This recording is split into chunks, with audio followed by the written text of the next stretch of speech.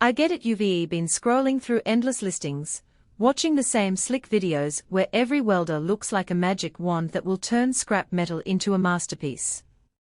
Then you click Buy Now, only to find the machine sits in your garage, and the welding arc looks more like a sputtering candle than the clean, consistent bead you saw online. That gap between hype and reality is why I'm doing this deep dive. I've actually spent a weekend wiring the unit, firing it on an inch steel pipe, and swapping between MIG, TIG, and stick just to see how it behaves when you throw the real-world scenarios at it. If you're on the fence about spending a few $100 on a multi-process welder, stick around, the link is in the description if you want to check the product details on Amazon. First impressions matter, and the YESWELDER DP200 doesn't look out of place on a shelf. The 7-inch LCD is bright enough that you can read settings in daylight, and the control knobs feel sturdy enough to survive a workshop that isn't climate-controlled. My first test was a simple inch mild steel joint, using the MIG mode with a 0.035mm solid wire. The arc started up fast, and the bead width stayed within a millimeter of what the screen suggested. That quick matchup of parameters, the so-called smart parameter matching, really does shave a few minutes off the usual trial and error, especially if you're not a welding pro. I could pull up the preset for 120V and 240V without any fiddling, which is a big win if you have a shop that sometimes runs on generator power. Now, the daily usability part. In the workshop I'm used to, a lot of jobs involve switching between processes. One moment I'm welding a thin aluminum panel with TIG, the next I'm feeding a flux cord wire into a rusted pipe for repair. The DP200 lets you toggle between MIG, pulsed MIG, flux core, spool gun MIG, lift TIG, stick, and even a plasma cutter mode, all from the same front panel. The memory channels let you store a custom setup. I saved a boat repair configuration that uses 220V, 160 amp, 0.025mm wire, and a preset travel speed. When I needed to jump back to that setting after a quick break, it was a single button press. That kind of convenience is where the product's value shines. You're not buying a single process machine and buying adapters later, you get a toolbox that shrinks down to a single piece of equipment. But there are trade-offs you'll feel once you start using the machine beyond the demo runs.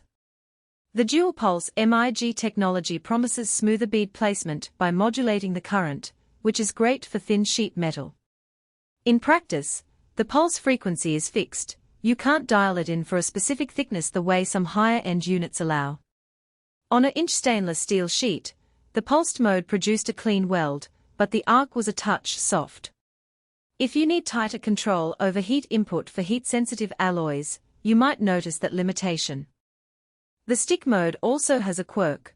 The unit's auto-feed doesn't handle large electrode diameters well, so you'll be better off sticking to the 2.5mm range the manual recommends.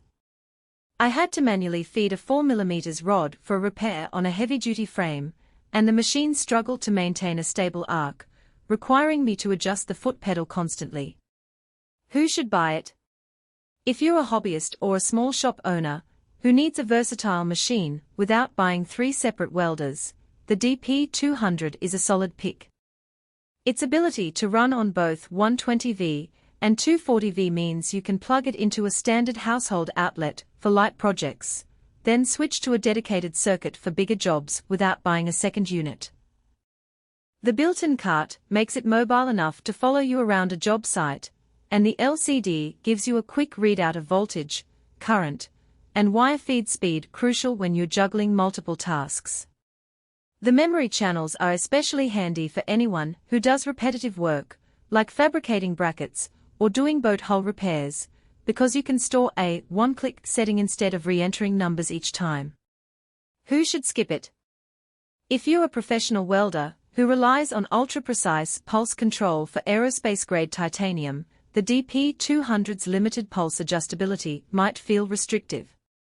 Likewise, if you need a dedicated plasma cutter that can run continuously for hours, the built-in plasma mode is more of a backup feature than a primary tool. It can cut inch steel, but you'll notice a dip in cutting speed compared to a standalone cutter.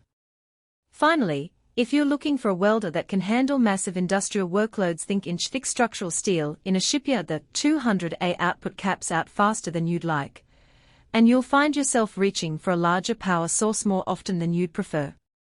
Let's talk about the practical strengths that mattered most in those weekend tests. The first is the ease of swapping processes. I set up a small batch of aluminum brackets using lift TIG, then without unplugging anything, switched to Flux core.